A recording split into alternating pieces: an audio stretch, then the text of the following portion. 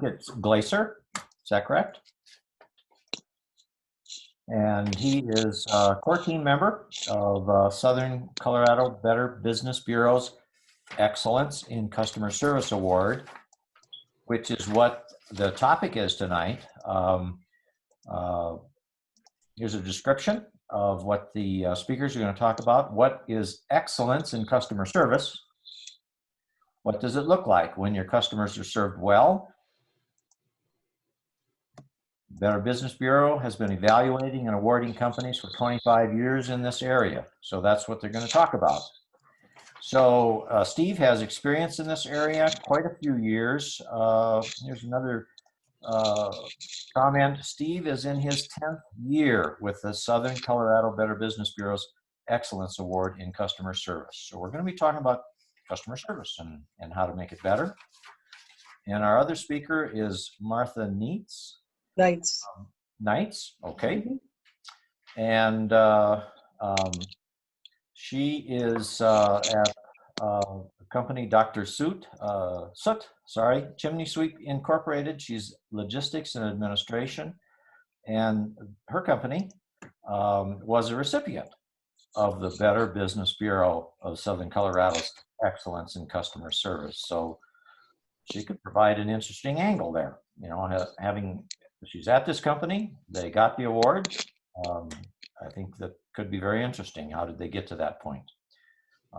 She has a number of credentials, BSBA, MBA, and experience with the Better Business Bureau. Steve, you want to turn on my video, please? Oh, yeah, absolutely. Got Christina joining us as well. So that's great. I actually think that you can turn it on, but let me see if I can do it. Actually, no, I can't. Can't. Well, let's see. I think, Steve, you may have canceled everybody's. Yep. Well, not everybody, but there we go. There you are. Yep, there I am. All right. Well, welcome, everyone. Thanks for the opportunity to share with you a little bit about what excellence in customer service really is. Martha and I are volunteers with the Better Business Bureau of Southern Colorado, and we hope to give you some things that you can actually put to work in your company. Today, we're going to learn a little bit more about customer service, maybe how to upgrade your company's customer service, and we would like you to consider submitting your company for the award. We'll talk more about that a little bit later. We'll get some idea of how that works a little bit. And we hope that you might know someone, or you might like to join the EICS evaluator team. So we are always looking for good people, and we'll talk more about that as well. I am a senior regional leader with Primerica Financial Services for the last 35 plus years. We show people how to become financially independent, and most recently went into the mortgage business with a partner you may have heard of, Quicken Loans. Talked a little bit to Tammy about possibly doing a financial wellness workshop. If you like what we do here today, maybe we can do that sometime next year. First of all, do you know the cost of a customer complaint to your business? Well, when we surveyed nationally, 17% of people do know, and 83% don't know what it costs your business to have a complaint. Ouch. Statistically, approximately $41 billion is lost to customer complaints. A lot of times you don't even know it's a complaint. The customer just walks away. So do you know, for example, the cost of acquiring a new customer? Well, it's easier to keep old customers, of course. Keeping them happy is a lot cheaper. But most people don't know the cost of acquiring a new customer. It depends upon your business, but it can be thousands of dollars depending upon your business, of course. So let's talk a little bit about the the background of the Excellence Award. We use the Malcolm Baldrige National Quality Award. There's two parts to it, and it's named for Malcolm Baldrige, who was the CEO of Scoville Inc. He served in the Reagan administration as the 26th Secretary of Commerce. He searched out unfair trade practices. He reformed antitrust laws, and you might see his picture hanging in the Pro Rodeo Hall of Fame because he was Man of the Year for the Pro Rodeo Hall of Fame here in Colorado Springs. Passed away in 1987. He said, success is finding something you really like to do and doing it well. Customers are, of course, the ultimate judge of your performance of your products and service. Thus, your organization must consider all product and service characteristics and anything that connects with that. Okay, so your service models and modes of customer access and support that contribute to your customer satisfaction. That would mean a supplier, perhaps, someone you outsource to, those kinds of things. Anything that contributes to customer satisfaction, loyalty, positive referrals, and ultimately your organization's ongoing success is in the excellence process. We're not going to go into this model right now, but this is the role of core values and concepts in the Malcolm Baldrige Award system. And the reason I'm putting this up is because I'd like you to understand that this is a system and things are interconnected. And most of you work with systems and you can get very, very deep into this stuff, but one thing does come together and one part that's not working actually is a problem over time. I want to tell you a little story it's kind of humorous, and I wonder how you might apply this in your company. Farrell's Ice Cream Parlor. I actually got a chance to visit one. I hope some of you have as well. They had a lot of up to 180 restaurants, mostly along the West Coast, and Bob Farrell was their leader. And he was upset one day when he saw a customer who was a regular, saw him in the grocery store and says, haven't seen you in the store. And the customer says, well, I haven't been in because the last time I was in, I asked for a pickle to go with my sandwich. And the waiter says, well, that's not on the menu, sir. That's not our profile. He says, well, let me get the manager. Manager says, I'm sorry, sir, that's not part of our protocol. So I decided I wasn't going to come back. But this guy was spending, hundreds of dollars every year, maybe more, in the Farrell's ice cream parlors, and he wasn't coming back. By the way, this ice cream parlor idea was kind of fun. Bob was dating his wife, now wife, and at the time he wanted to take her to an old-fashioned ice cream parlor, couldn't find one. So the idea was born, and he ended up having over 180 locations for his restaurants. Well, Bob then decided that he was going to change, and he would give this speech to all of his employees. Give them the pickle, and they'll come back. What does a pickle cost, to a restaurateur? Very, very little. What can you do to wow your customers and keep them coming back? And that was his motivational talk. He gave that around the nations. Now, we're going to talk about a couple different systems, and we're going to talk about the customer service system, but I want you to understand that according to research, the key to profits in your company is recency of transaction, frequency of transactions, and monetary. In other words, how much they spend. And that is what transforms customer transactional data into profitability scores. And that's a University of Cambridge study. This is being recorded, and you'll be able to get this presentation, and I've actually got the citations and credits in the end.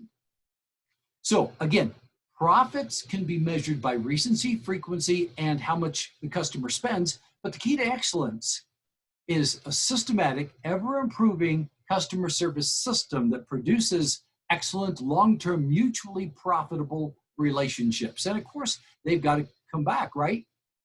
But one of the key elements is that you need to track and trend. We're going to mention that several times as we go through. You need to measure what is important to the customer.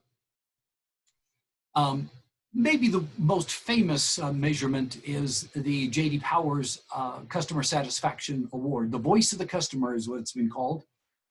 J.D. Powers started to look first at the automotive industry, then he expanded into the other industries you see there, including healthcare, retail, etc. And what he did is he came up with a question, and then he tracked and trended it. How satisfied are you with this particular surveyed aspect? And of course, it's a 10 scale. You've seen these surveys all the time. The low end of the scale is not satisfied. And of course, the 9s and 10s are very satisfied. But when you look a little bit more granularly, your 9s and 10s are your promoters. These are the people who are going to give you compliments and perhaps draw customers back to you. The passives, these passives will go somewhere else if offered a reasonable alternative. Now, the detractors are a problem, and you have to pay attention to those because these folks are very likely to leave. Now, Fred Reichheld used this very similar situation, but he went a little bit farther. And when he was working with Bain and Company, he produced a book called The Ultimate Question. You've seen this one as well on your surveys that you take or whatever. If you get that on your groceries receipt and you tap into it, how likely are you to recommend us to a colleague or friend? And that's what Fred Reichheld said was the ultimate question. If you feel good enough to recommend us, well, then we've done our job. And again, it goes from very unlikely to extremely likely using the same 10 score there. Actually, it's because there is a 0, it's actually 11-point score. He went one step further with the Bain and Company. He came up with what's known as the net promoter score. And if you study customer service any place, you'll see that come up. You take the percentage of promoters, those are people that score 9 and 10, and you subtract the number of detractors, the people who scored 0 to 6. Now, is this a foolproof system? Absolutely not. But it is widely used in industry to measure and maybe compare companies against companies, maybe in even different industries. When Fred Reichheld first wrote his book, however, his Ultimate Question book, he called those in the who are 0 to 3, he called those assassins. I kind of like that because it kind of gives you the understanding that these people, not only are they not coming back to your company, they're going to take people with them, okay? Assassins, I kind of like that to keep that in mind. Another satisfaction index and system is the American Customer Satisfaction Index. And I put this in here because it is a statistically valid system, but it is indeed an interrelated system, and you can see all the arrows going multiple directions. What's different about the American Customer Satisfaction Index is that they track each element, and they can tell you how much a particular element impacts your customer satisfaction scores. So if customer expectations are too high and you're not meeting those, well, that will have a greater impact on your customer satisfaction and customer loyalty. Now, how much will customer complaints hurt you? Well, they can also tell you that. It's a very sophisticated system. I put it in here, so if you want to get deep into it, you certainly can. Again, the two questions that we've talked about have the 11-point scale, and where they're not recommended, recommend, not satisfied, and very satisfied, same scale, J.D. Powers. How satisfied are you with this particular surveyed aspect? And how likely are you to recommend us to a colleague or friend is the ultimate question. Now, one thing that's very important, you're seeing this more on surveys, is what I call the important follow-up question. In a few words, please tell us why you gave us this rating. And it can be used for a very high score, or it can be used for a very low score as well. What's interesting is you can find out more about what's important to the customer. Mhm. I already talked about measuring what's important to the customer. Now, if you can determine from some of the other techniques we're going to talk about, focus groups, et cetera, what's important to the customer, and then you can survey them, you can glean much more information out of this follow-up question, and then you can actually create a deeper survey to go even deeper and do some statistical regression kinds of things, etc. And if you want to talk with me offline, we can share, I can give you some pointers on how that can happen. What's interesting about this, someone has to, of course, go through those and then classify them. And you might even want to classify those into these things that annoy me, these things that thrill me, these things that disgust me, these things that are just frills and don't make a difference. And so someone has to go through this. Of course, it's a deep and long process, but it can be very, very valuable. So in our model with the Excellence Award in Customer Service program, we believe that a mature customer service system is integrated and it's always changing. One part relates to the other, etc. You start with an approach, the idea you think is what you need to do for customer service. You put it to work or deploy it, and then you measure the results, and then you take a look at it and say, hey, this is working, this is not working. These things make a difference, these things don't make a difference. And of course, all customer service starts at the top. If your CEO isn't bought in to the operation, well, you're probably not going to be successful changing much, I guess, maybe in any aspect. But it needs to be throughout the organization if it is truly excellent. And everyone needs to be on the same page. How do we deliver this great customer service? This would be a traditional organization chart, and this would be a non-traditional where the customer kind of drives things, but everyone is there to serve the customer, and the feedback, of course, goes to the president. One system that I like, and we can talk about how things are, how should we say this, how, whether this company is doing the job. Presently they're closed except for their movie division. The Disney organization actually puts their cast members first, then their guests, and then their management. And there's a reason for that is Bob Iger says, I want Disney to be admired and respected by the employees, cast members, as we call them fondly, because if we ultimately are going to be admired and respected by our shareholders and by our customers, it has to start at home. He believes, and Walt Disney believed, that happy employees make for happy guests. We can certainly debate that, but we have to admit that Disney is the largest and maybe the most successful entertainment company on the planet. And so they put their employees first, customers second, and they had some operating priorities that everyone must follow. Notice how succinct this is. And cast members are trained. What are you doing? Is it safe? Is it courteous? Does it put on a good show? Is it efficient? Does it go above and beyond? By the way, Len Milbauer has a website called Like a Mouse, and Len Milbauer actually worked for the Disney organization. He is now a customer service advocate and trainer nationwide, got some very good things, sends out a newsletter every couple of weeks. Good person to tie into. I've got his data in the credits. When we talk about having a customer service vision and mission, what do you do with it? Well, it needs to be posted in public and employee areas. That will keep it forefront, won't it?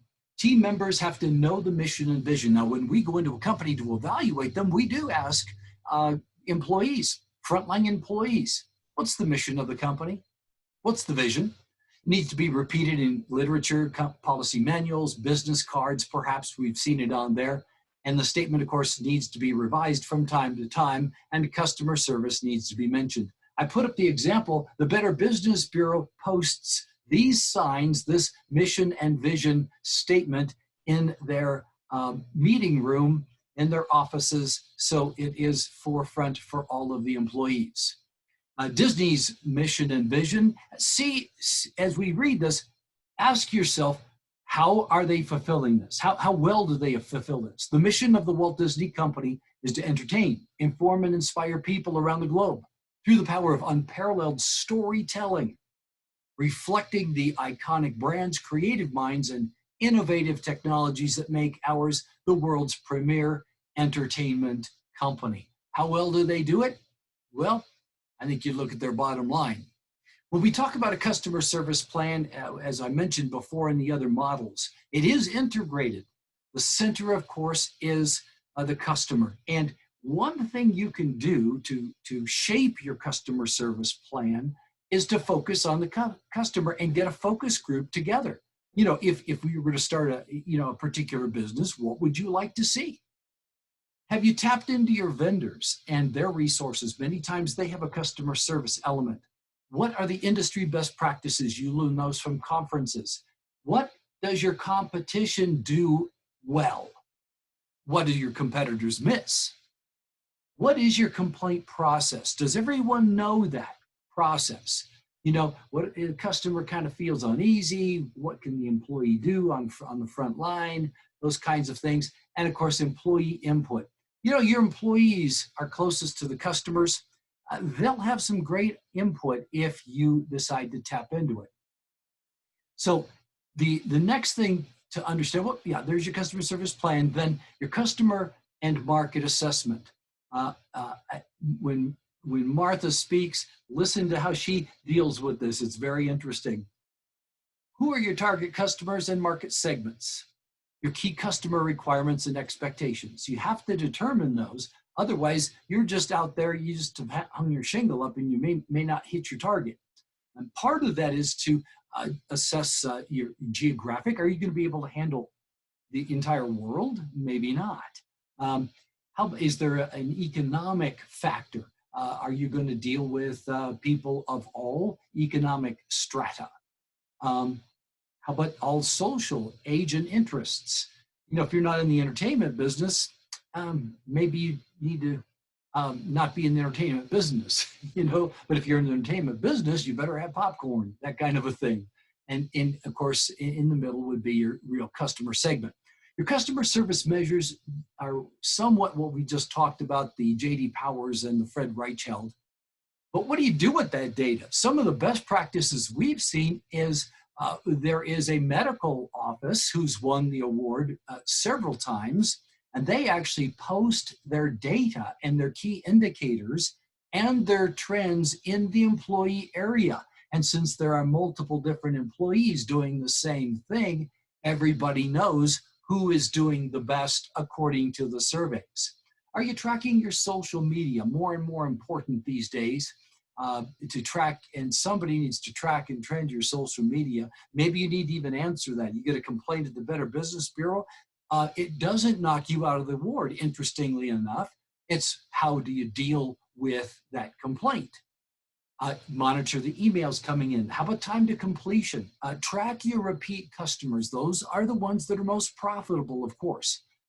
You'll need to do maybe some third-party surveys, and there are people who do surveys for you. How about secret shoppers? Yeah, I actually participated. I happened to need this particular service, and this was a service here in town that did win the award. And I posed as a secret shopper. They never knew until they got the award that I was a secret shopper. Well, they were doing exactly what they said they were doing. So why measure at all? Steve, that's a lot of work. Well, if we accept 99.9% as good enough, we would have to accept 1 hour of unsafe drinking water every single month. 2 unsafe plane landings per day at O'Hare International. 20,000 incorrect drug prescriptions every year. That could be deadly. 500 incorrect surgical operations each week. I don't want to be there. 50 newborn babies dropped at birth every day. Ouch, what a terrible beginning. 2 million documents lost by the IRS this year. We don't need to talk about that one. Every American would be a victim of identity theft. Every American would be a victim. That's 99.9%. Maybe not good enough. Maybe we need to go to 6 Sigma, right? And so another feature is the employee education and motivation. Employee training and performance management systems, how do they support your excellent customer service? And you need to promote cooperation, initiative, and empowerment throughout your organization. I mentioned this briefly before, but let's focus on this for just a moment. Do your employees know what they can do to satisfy the customer right then and there? You know, in a restaurant, maybe the order came out of the kitchen wrong. It came out cold. Well, what does the server do to take care of that? Maybe the food was just poorly prepared. Maybe you offer a dessert or some other accommodation. What are the limits? Do your employees know their limits and when they need to escalate? Does everyone know the steps for escalation? See, and those are the things that we find and we look for in the Excellence Award. And when we find them, it's just wonderful. Recruiting ads sometimes can address customer service. If your company deals a lot with the customers directly, may I suggest that you add this to your recruiting ads. Your intake training and ongoing systematic customer service curriculum. Do you have a systematic curriculum that maybe repeats, that goes into every aspect of what you want to see in great customer service? Use your vendors for customer service training. Vendors have a lot of supplies and they're willing to do this for you for free. Do you have certification incentives for your employees? If someone goes out and gets another certification that will add to your company's services or accolades or safety or what have you, do you incentivize those? I hope you do. Do you give rewards for positive customer service survey mentions? One company I know, and who won the award, by the way, would give out a gift card. If they get a survey back and it mentions Joe in the service department by name, Joe gets the very next week, gets a reward of some kind. Quarterly reviews need to include customer service measures if you have customer service excellence. And employees have to know their customer service adjustment limits and complaint protocols, as we just mentioned. Your customer service process, you need to determine and define your key customer service processes. Improve these processes to better meet your customers' requirements. Again, that goes right back to the customer requirements. How do you do that? Well, you have systematic end-to-end customer service reviews every year. You use checklists. Maybe if you're in an industry that does in-field servicing, maybe these checklists are something you use regularly. Now, the supervisor needs to review, track, and trend those. If you're in a service business where people go to people's homes to do servicing or construction or repairs or what have you, are you making calls or texts to the customer? Your technician will arrive at 9:45 a.m. and be accurate, by the way. Do you do fleet tracking and service call duration tracking and completion tracking? Now that does two things. The fleet tracking and service protects your technician if they are traveling, you know. Because if the customer says, well, he never showed up, well, we have him tracked to your address and you weren't home.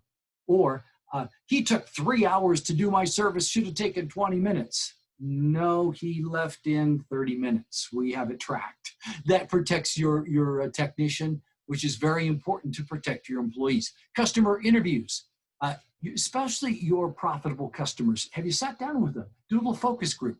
How about customer rewards? Do you have any frequent flyer kinds of rewards for your customers? And of course, have a reward system for your employee process innovation. If your employee comes up with something that saves your company a lot of money, how do you reward them? I think you need to have a system to do that. Finally, results in continuous improvement, exactly what we've been talking about. You need to analyze all the things you track and trend, your customer satisfaction results, and your employees should be surveyed anonymously. How are you doing a 360 review? Your employees will give you some great feedback if you allow them to do so anonymously. They might not feel threatened to give you some better data. How about your competitors? Do you spy out your competitors, see what they're doing? You probably should, because your customers are.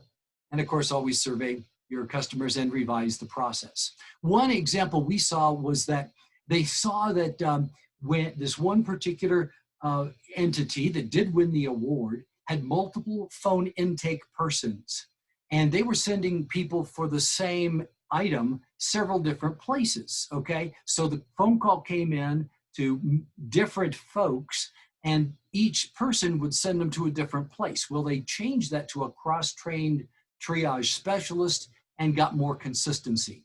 How about doing end-to-end throughput reviews and measure the results? Okay, so we get an order. How does it go through the system? How fast do we do that? What's our completion rate? More of a Six Sigma look, if you will. Caution, merely adding frills does not improve customer service satisfaction. For example, if you were an automobile repair place, you know, and you said, well, we always change the air in the spare tire. So if it doesn't improve your bottom line, why are you doing it? You know, you're spending money, maybe that should go in another direction.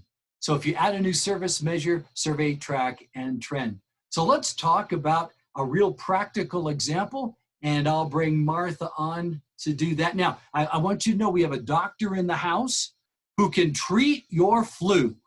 Martha, take it away. Okay, Steve, thank you. Yes, my company is an unapologetic small mom and pop shop. We've been in business for 31 years, and we are a massive company of 3.5. So when you talk about the employees being able to register their reactions anonymously, it's a little hard because it's my husband, myself, and we have a part-time administrative assistant, and then our field technician who is a journeyman. So that's a little tough. But when Steve was talking about all the different aspects of what is involved with a customer service system, we have followed and been a recipient of the Excellence in Customer Service Award. And it all started with going to a convention in Hawaii in 1995 and listening to a fellow called Steve Taburin, who had taken a carpet cleaning business in Durango from a mere, $200,000 a year to $750,000 a year. And he was talking about his home service circles and how he had standardized his customer service. And that really struck a chord with me. And the very next year, in 1996, we started developing a customer service system for our company. And Steve, next slide, please. Okay, the basic diagram that Steve showed earlier showed that there are 3 major areas of a customer service system. The approach, and that covers the mission and the vision. And in our case, it also started with developing a philosophy. And because we are a very small company, and because we know and have gone through our assessment of what our target market is and who our customers need to be in order to model and be in alignment with our values, we developed a customer service philosophy that basically says, my customer is always right, but not everybody is my customer. I'm sure you've all heard the Nordstrom story where the customer comes in with 4 tires and says, I'm not satisfied, turns it into customer service and he gets his money back. Well, the reality is that Nordstrom's does not sell tires. Well, as a large company, they can potentially have deep enough pockets to handle that. As a little itty bitty company, we don't. So what we recognize is we can't always make everybody happy, but the people, and as a philosophy, it's not a matter of if a company is going to have a problem or make a mistake. It's how they handle it when they do. And I understand there have been times through the years that we've done a service, the customer hasn't been happy, and that customer is really not our customer. So they have gotten all their money back with a note from me saying, it's obvious that our values aren't alike. Please in the future find another company. Consider this service a gift from me. Again, simply our way of understanding that we cannot always make everybody happy, but we will do our very best to do the right thing at the right time for the right customer. Steve, next slide. The second aspect of a system is the deployment, and that basically comes from the whole aspect of determining what is important to your customer. What I'm going to show you is just a subset of our customer service system and one of the vehicles that we use. And that is to utilize your customers to create that focus group to find out what's important to them. From that, you can then create the measurements. You can establish the tool that's to be used, develop and train the process to your staff, and that's everybody, that's top down, and begin to collect the data, collect that data over time, graph it over time, and then you get into, go ahead, next slide, please. You will hit the third step, which is the analysis, review, and revise. But in the deployment, one of the things that comes from being a system is the idea of integrating standard operating procedures. The vehicle that I'm going to discuss with you this evening is our customer report card, which was developed from a focus group of our customers many, many years ago, because we started using it in 1996, that basically pared it down to what are the most important aspects to the customer of the service that we provide. Our philosophy or our vision and mission basically come down to keep our customers safe and hopefully put a smile on their face. But number one, keep our customers safe. One of the subsets that we do is we utilize a tool called our customer report card. And that customer report card comes into play at the end of the service. So this shows our standard operating procedure of how we handle that customer report card. Once the job is finished, our technician reviews the paperwork with the customer to go over with them what we found as far as the condition of their system. The customer is asked, do they have any questions? The technician goes over those questions with the customer. He presents, or she, because I'm a certified sweep as well, presents the customer with our customer report card, which basically states on it, which you'll see in a minute, that we rely on our customers to help us keep at the top of our game. And so we ask for their feedback. Once that's done, as you can see, I know it's a little hard to read, especially if you have a small screen.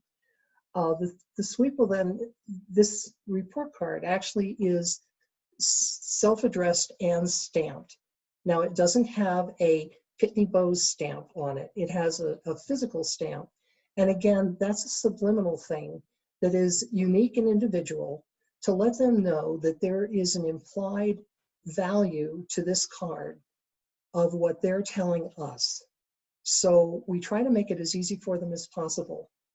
The sweep will thank the customer, leave the card with them, and then leave, because I want this vehicle to be totally, totally passive.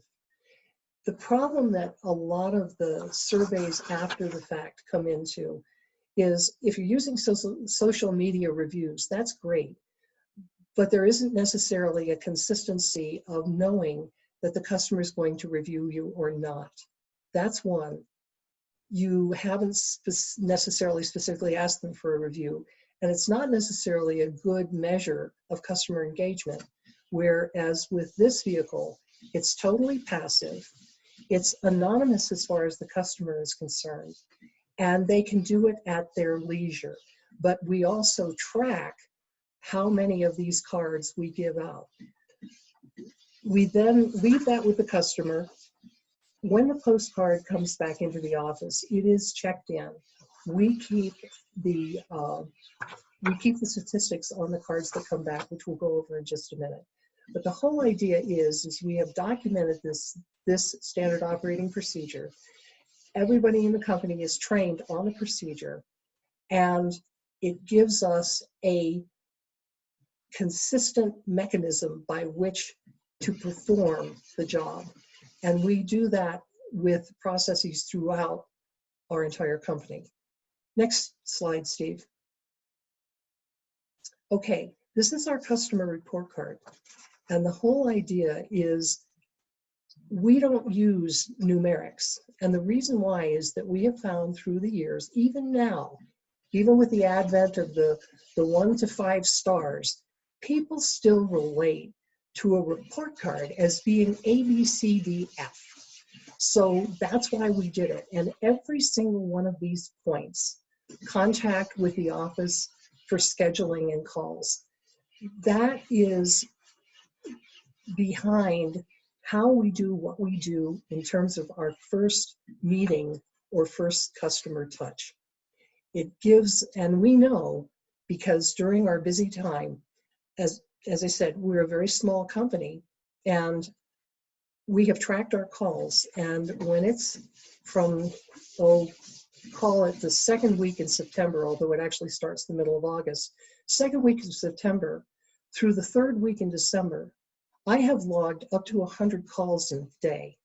Now, if I were answering those calls, I can tell you that the primary question that's going to be asked is how much and when. The whole point is that how much and when is, if I'm just answering that question, I'm not really serving the customer, and I'm definitely not serving my company. So what we've done is we have a recorder that it picks up, and I actually go through what our availability and our prices are right up front, because that answers those two questions, and it allows the customers to self-screen. That makes it more effective for them and for us. You can see that there are other mechanisms too. For example, number 4, the work area was left, the work area left after the work was done, A, B, C, D, F. And what that is measuring is a subliminal of how the customer perceives that we took care of their home. Because that's really important. We're an invasive force, and we understand that. So we want to make sure that our customer is, one, very comfortable with us being in their home, and that we have taken care of their home through our service. Next slide, Steve. The results. We review and analyze the results of all of those questions and how the customers answer them. And then we also track, and this is just a graph back from 96 to 2004 that shows what the return rate was on the customer report cards.